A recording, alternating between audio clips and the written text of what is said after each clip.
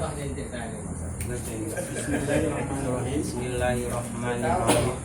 Pada hari Minggu tanggal 8 November 2020 sudah akad nikah saya Irwansyah Sari berjanji dengan sesungguh hati bahwa saya akan mempergauli istri saya bernama Elvinari Lubis binti Rusli Lubis dengan baik, muasyarah bil ma'ruf menurut ajaran Islam. Kepada istri saya tersebut saya menyatakan syihat talib sebagai berikut. Apabila saya 1. meninggalkan istri saya selama 2 tahun berturut-turut. 2. tidak memberi nafkah wajib kepada 3 bulan lamanya.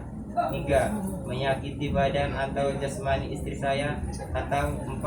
membiarkan atau tidak memperdulikan istri saya selama 6 bulan atau lebih. Dan karena perbuatan saya tersebut istri saya tidak ridho dengan mengajukan gugatan kepada pengadilan agama, maka apabila gugatannya diterima oleh pengadilan tersebut, kemudian istri saya membayar 10.000 rupiah sebagai iwad atau pengganti kepada saya, jatuhlah talak 1 kepadanya. Kepada pengadilan agama saya memberikan kuasa untuk menerima uang iwad tersebut dan menyerahkan kepada Badan Amil Zakat Nasional untuk keperluan ibadah sosial. Tanjung Balai 8 November 2020. Suami Irwansyah. Jadi Irwansyah yang keempat macam ini ingat, jangan sampai engkau lupakan. Yang pertama, jangan sampai berniat meninggalkan istri selama 2 tahun namun. Yang kedua, tidak memberi nafkah wajib kepadanya 3 bulan lamanya. Yang ketiga, menyakiti badan atau jasmani istrimu. Yang keempat, membiarkan istri selama 6 bulan atau lebih.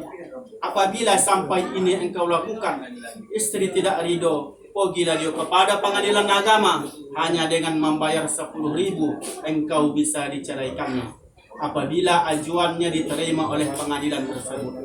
Ini hanya peringatan, mudah-mudahan jangan sampai terjadi di dalam keluarga kamu. Rasulullah Shallallahu Alaihi Wasallam bersabda, "An-nikahu sunnati, faman lam ya'mal bi sunnati falaysa minni." Nikah itu adalah sunnahku, kata Rasul. Barang siapa yang tak mengikut sunnahku, dia bukan umatku. Di dalam pernikahan ini tak boleh main-main dan tak boleh cuba-cuba. Sekali kamu melangkah, kalau bisa cangkul dan tumbilanglah sebagai pemisah kamu. Dengan arti ajallah memisahkan kamu berdua.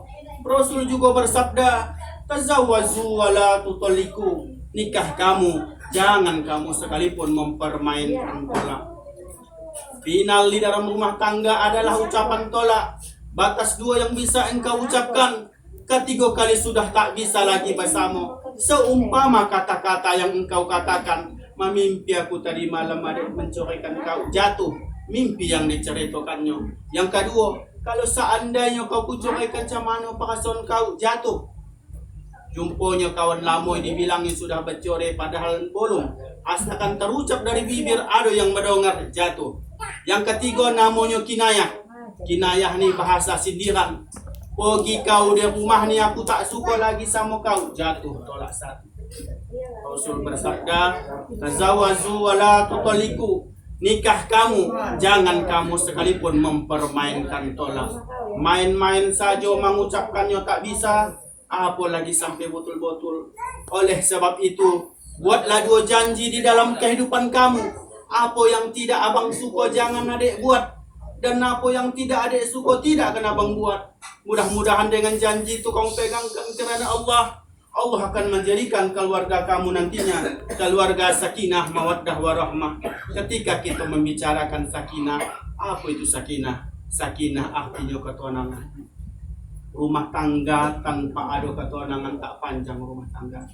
Cemana menjalin ketenangan tu antara suami dan istri buat tutup yang baik.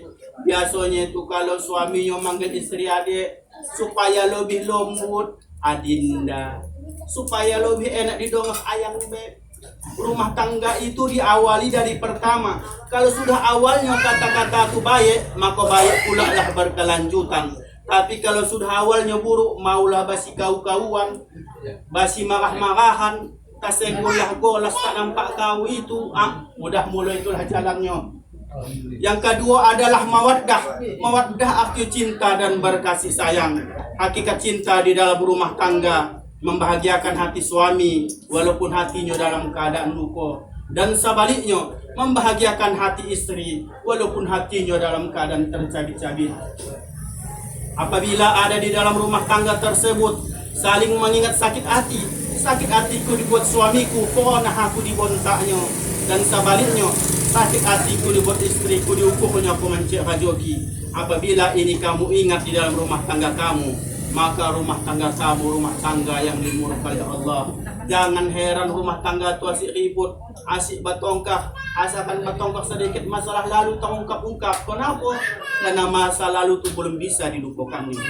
Masa lalu ini ibaratkan macam baru, itulah dikipas-kipas dia semakin marah.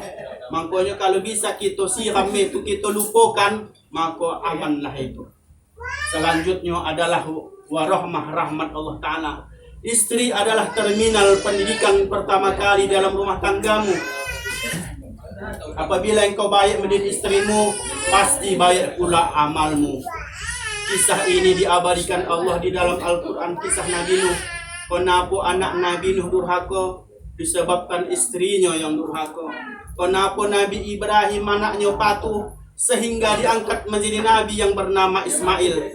Konon sejarahnya ditinggalkannya istrinya tengah padang pasir. Ya istriku, kutinggalkan kau di sini. Itulah sejarah Ka'bah tuh. Itulah menjadi kiblat kita, sekaligus menjadi rukun Islam yang kelima. Apa jawab istrinya? Aku bang bokalku bang, usahkan bokal setetes saya tak ada kita bawa. Apa jawaban Nabi Ibrahim? Ini perintah Allah.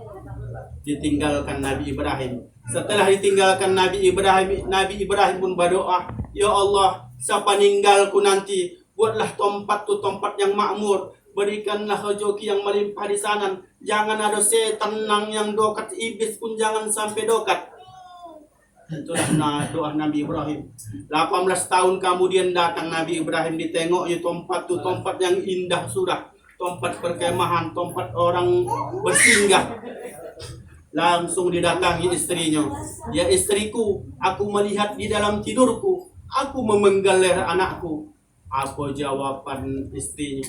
Kalau itu bang perintah Allah, laksanakan. Ditanya anak, jawabannya sama.